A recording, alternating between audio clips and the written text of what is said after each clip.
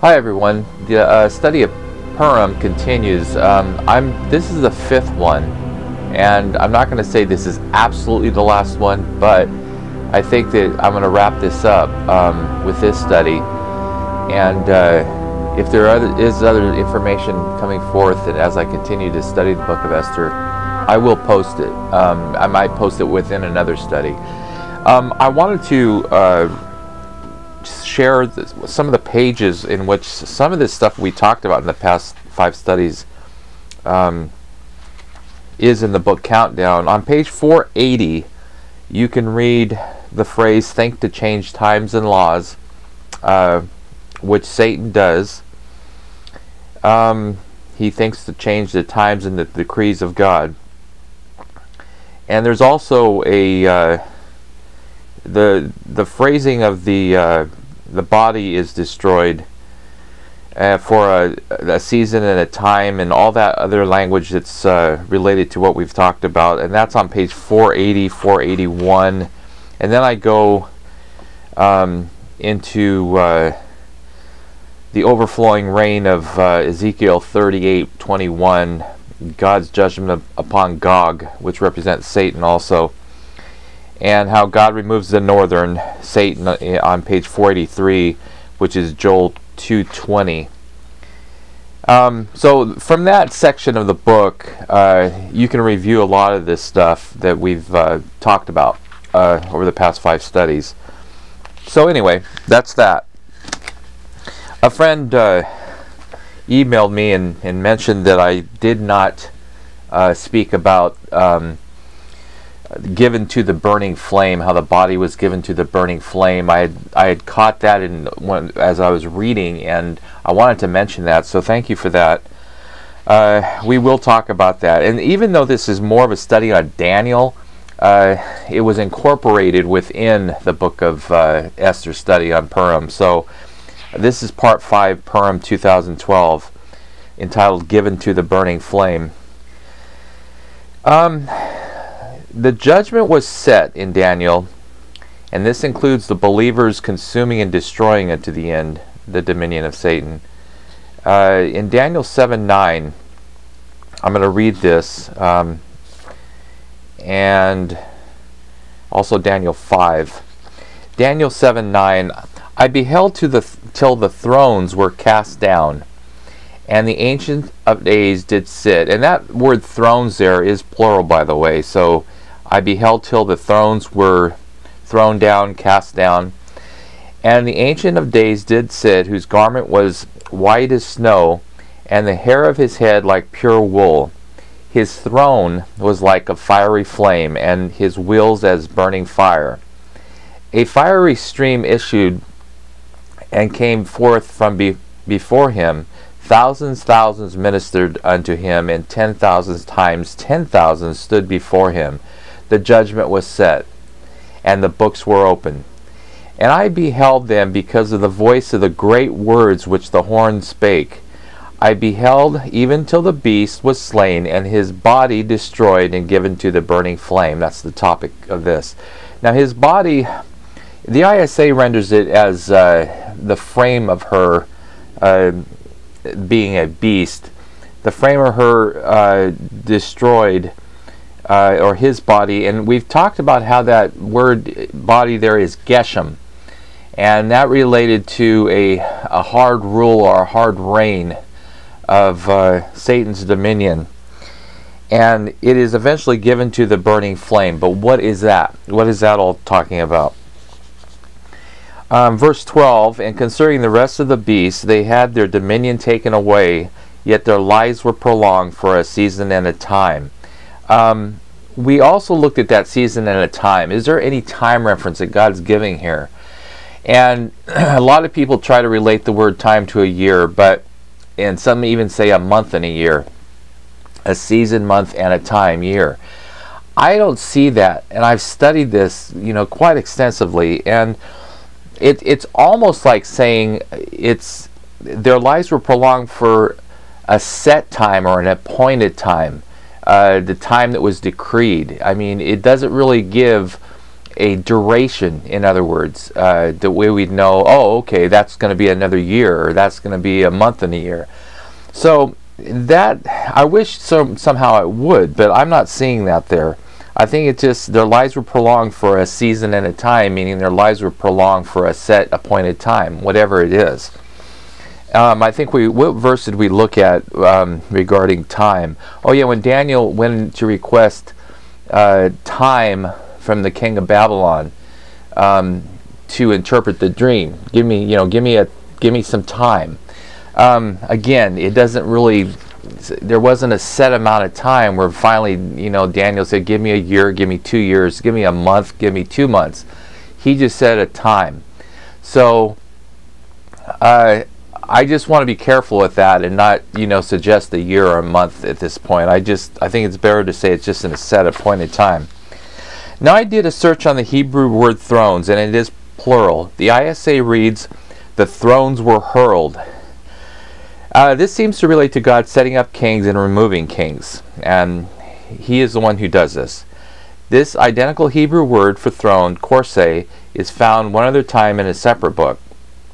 Now, when speaking of God's throne, it reads the throne of Him. When speaking of thrones, it reads the plural thrones. And when speaking of the king of Babylon's throne, it reads the throne of and kingdom of him. All very similar Hebrew words, yet different due to whom it's speaking of. God speaks to Belshazzar about the removal of his father's throne. And this is very close to the time where the writing on the wall happened that night, and he was slain that very night. And the kingdom was given to the Medes and Persians. Daniel 5:18. O thou king, the Most High God gave Nebuchadnezzar thy father a kingdom and a majesty and glory and honor. And for the majesty that he gave him, all people, nations, and languages trembled and feared before him. Whom he would he slew, and whom he would he kept alive, and whom he would he set up, and whom he would he put down. Now God gave him that power. Verse 20, but when his heart was lifted up, and his mind hardened in pride, he was disposed from his kingly throne, and they took his glory from him. Now I'm reading this in light of the thrones were cast down, and in light that the body was given to the burning flame. So we're sort of incorporating this within that. Verse 21, and he was driven from the sons of men, and his heart was made like the beast, and his dwelling was with the wild asses. They fed him with grass like oxen, and his body. Now here's the only example I could find where it was very similar, where the body is mentioned to Geshem, that word Geshem, and the frame of him was wet with the dew of heaven, till he knew that the Most High God ruled in the kingdom of men, and that he anointed over it whomsoever he will. And the king of Babylon, right here, eventually came to his understanding, and he said, yes, God's dominion is the dominion that will last forever. His dominion is the one that will go to the end. So we can rest assured that Satan's dominion will not go to the end. Daniel 7:9 describes God's throne as like a fiery flame. Yet the language of Daniel 7:11 speaks of his body, Geshem, violent rain, the frame of him given to the burning flame. Now it's mentioning a beast there, so obviously we're talking about like a dominion, and how this violent dominion or this violent rain was given to the burning flame. And between Daniel 7:9 and Daniel 7:11, there's different language used there. I'm sorry, different words, Hebrew words. So, we kind of have to be careful of what we're saying, because even though it's mentioned within the same vicinity of his body, his Geshem reign was given into the burning flame, God's throne like a fiery flame, I do not think that's the first instance or the first understanding of this. So anyway, let's talk about that. Daniel 7:11. I beheld then because of the voice of the great words which the horn spake, and I beheld till the beast was slain, and his body destroyed and given to the burning flame. There really seems like many roads lead to the book of Daniel, from different other aspects of different books, and you keep going back and forth, and you always seem to revert back to the book of Daniel because some of this stuff. Now his body destroyed can read, the frame of her Geshem destroyed and granted to the burning flame. Now Belshazzar's kingdom given to the Medes and Persian. That word given to the burning flame or granted to the burning flame, the example of this I'm trying to point out is Belshazzar's kingdom was given to the Medes and Persians. Now let's jump back into Daniel 5, where it reads that Belshazzar's kingdom was found wanting and given by God to the Medes and Persians. This is Daniel 5:24. Then was the part of the hand sent from him, and this writing was written. And this is the writing that was written. Mine, tekel, I think it's Perez actually. A parson is the word, but I think it's the translation is Perez. This is the interpretation of the thing. Mine. God has numbered thy kingdom and finished it. This is talking about Belshazzar's kingdom, basically the Babylonian reign. Verse 27. Tekel. Thou art weighed in the balances and art found wanting. Perez, that is translated Perez actually. Verse 28, thy kingdom is divided and given to the Medes and Persians. The beast Geshem or frame of her given to the burning flame. Now this Hebrew word Asha or Esh, it's Hebrew 785, is used once as fire in the verse we're speaking of, given to the burning flame. A similar word, also Esh, Hebrews 7:84, is used many times. And I did a study on a lot of these verses. And that's associated with God's judgment. Not the final judgment, but still a judgment that comes upon the fallen houses of worship. And other verses will show what they are.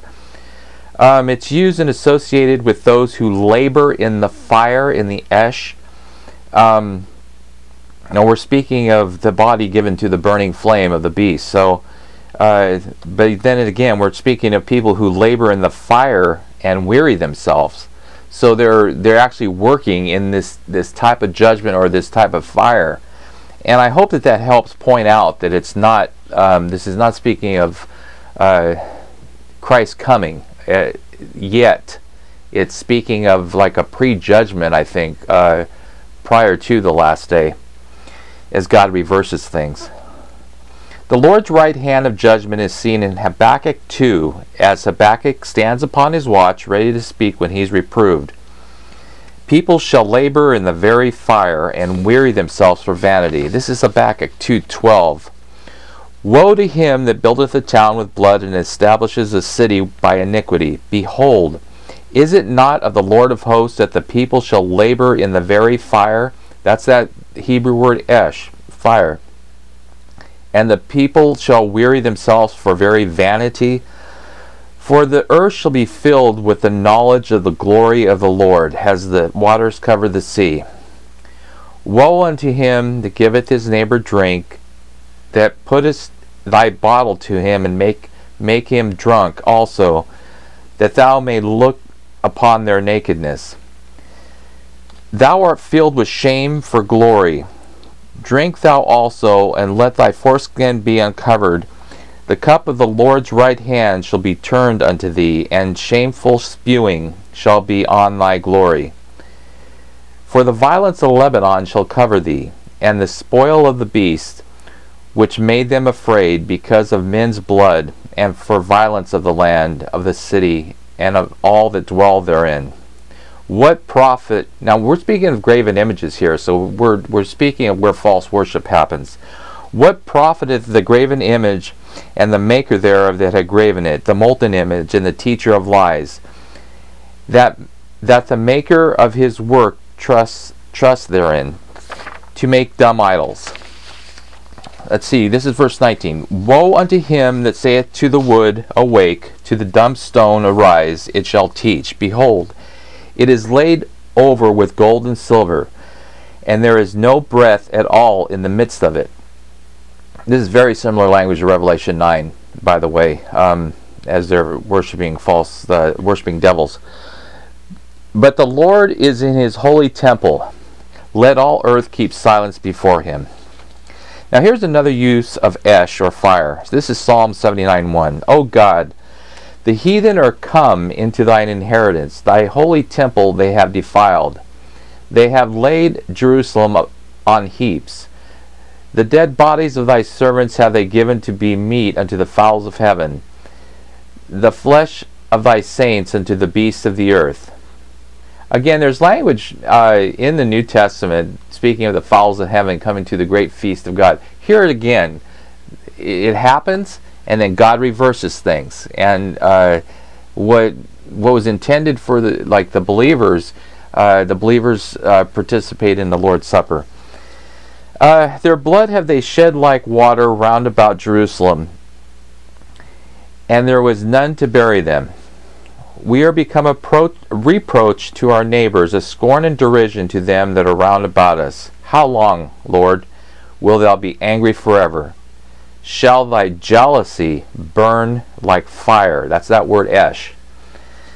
The king of Assyria, stout heart and glory of high looks, will be punished by God. His glory he shall kindle as the burning of a fire. There again, that word is esh. And this is Isaiah 10:12. Wherefore it shall come to pass that when the Lord has performed his whole work upon Mount Zion and Jerusalem, I will punish the fruit of the stout heart of the king of Assyria, and the glory of his high looks. Therefore shall the Lord of hosts, send among his fat ones leanness, and under his glory he shall kindle a burning like the burning of a fire.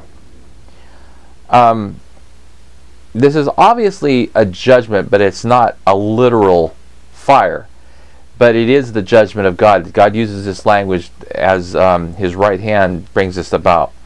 And the light of Israel shall be for a fire, and his Holy One for a flame.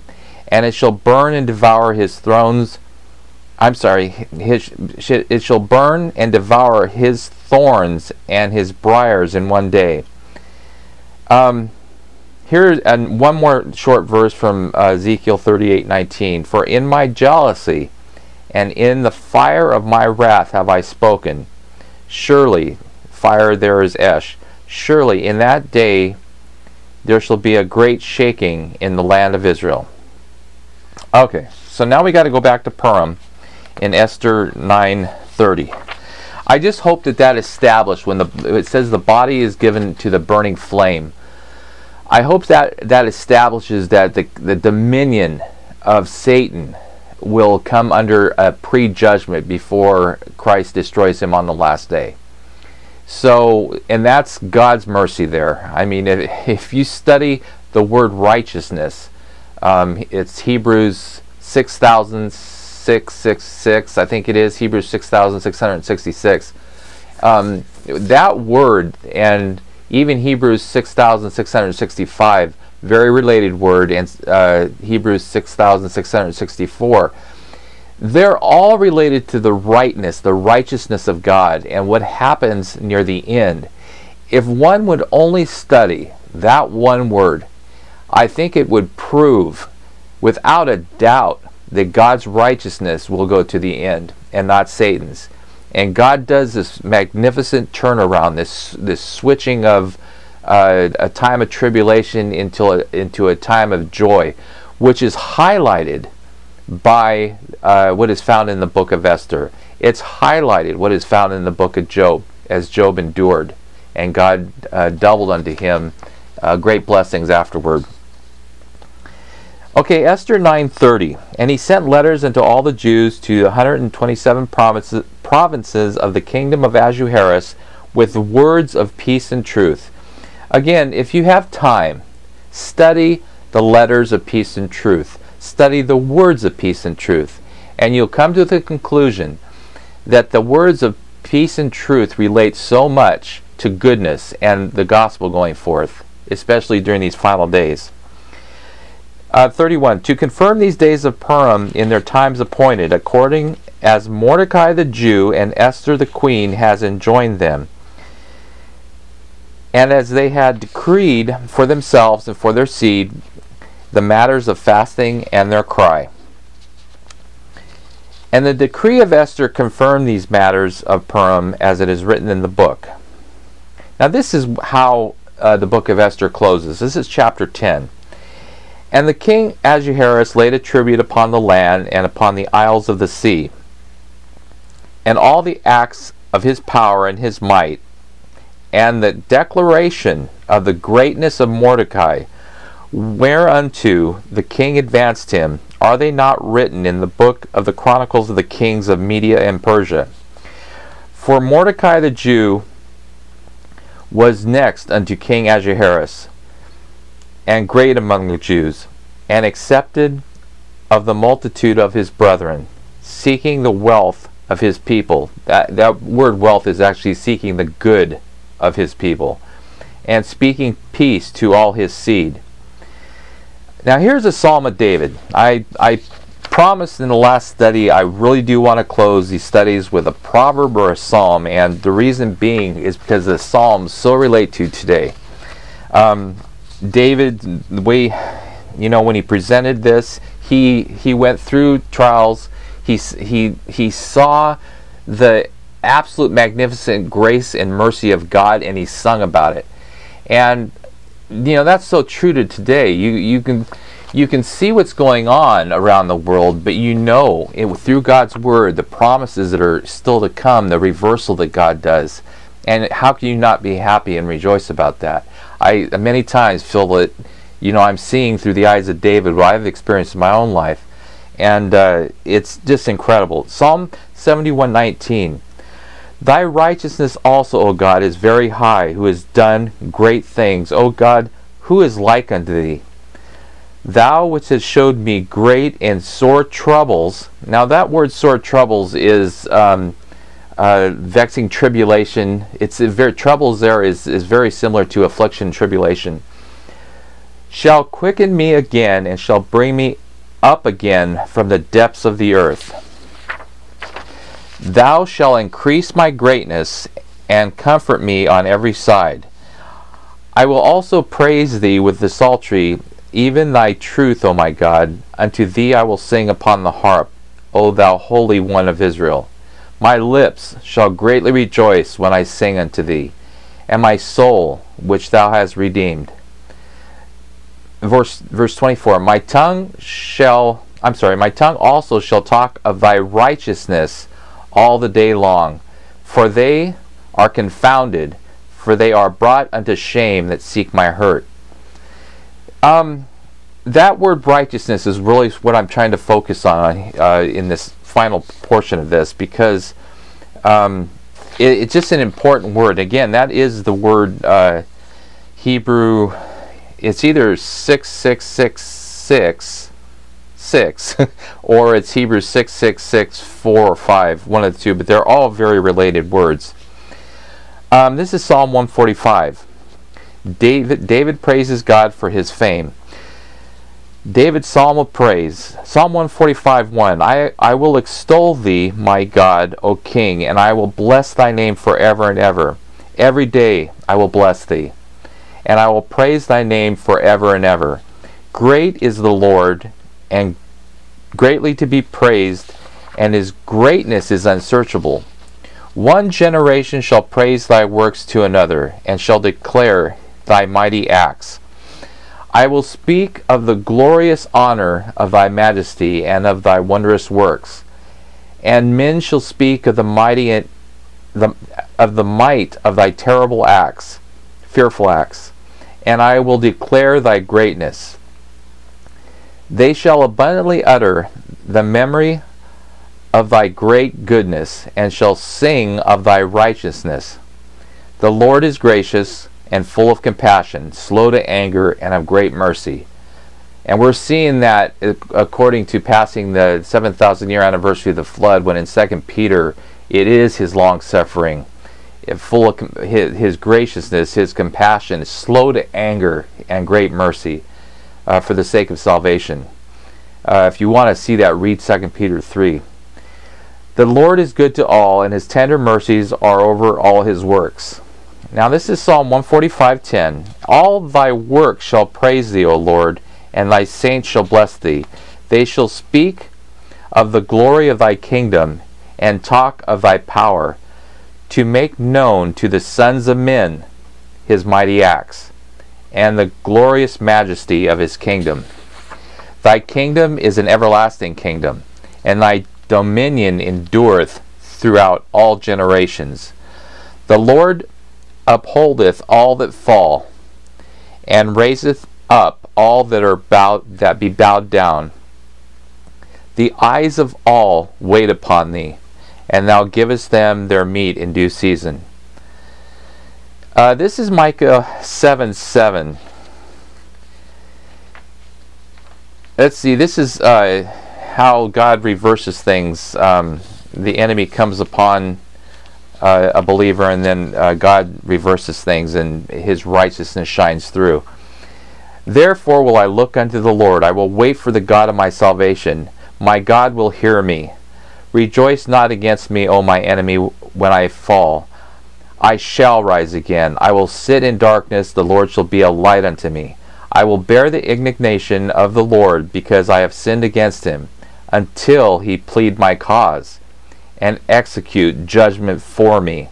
He will bring me forth to the light, and I shall behold his righteousness. There's that word again.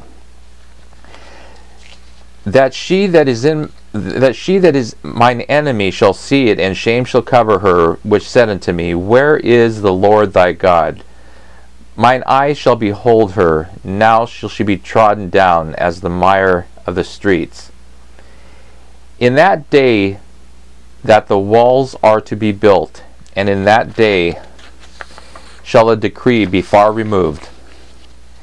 Finally, I wanted to cover two more short verses on God's righteousness, and I'm doing this for a very good reason, because it shows that God's righteousness goes to the end. His reversal, which is seen in the book of Esther, which is seen in Daniel, which is seen Daniel in the lion's den, over and over again, you're seeing reversals. God is doing this.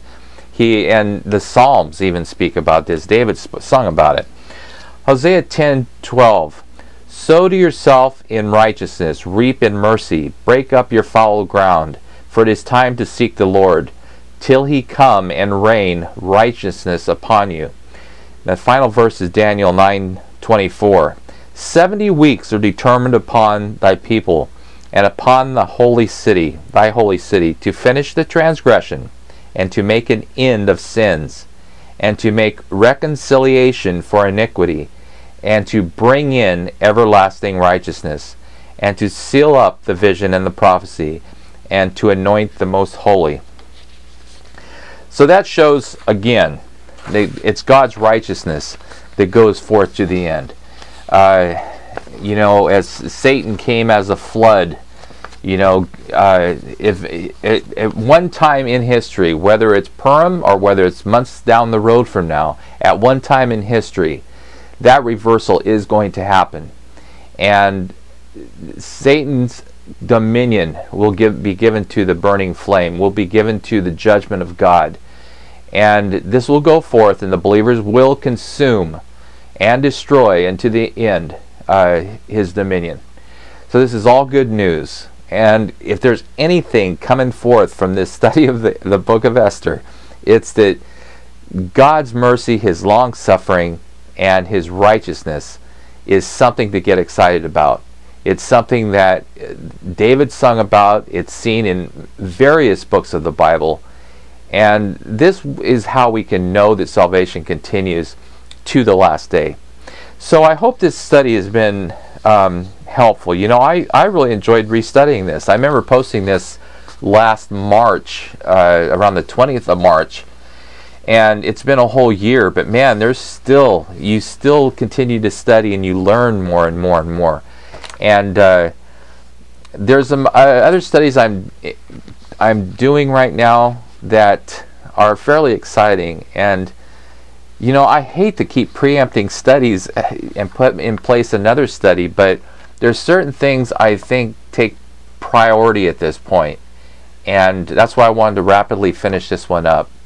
So you know, stay tuned to this channel, because I think we're going to see some incredible things come forth from God's Word. And I've been praying for wisdom on this, because you know, and patience, because it's hard to do when you're studying, you're learning more and more. You got to get it down, you got to type it all, you got to write it all out, and then to present it in a study, edit it, and put it up, it takes a while. So you know, God give me patience on that one, and I've been praying for wisdom to understand further what's going on and what time we are in history. My name is Marty Catuzzo. The book is Countdown to the Last Day, and the reason I'm bringing up some of the pages of this book is because I knew I had spoken about some of this stuff when I released it in December of 2010. But for those who have the book, if you want to review and read the pages I mentioned, then that's why I quote from the book, so you can go in and read that. Anyway, that's it for now. God bless everybody. I'll see you next time. Bye.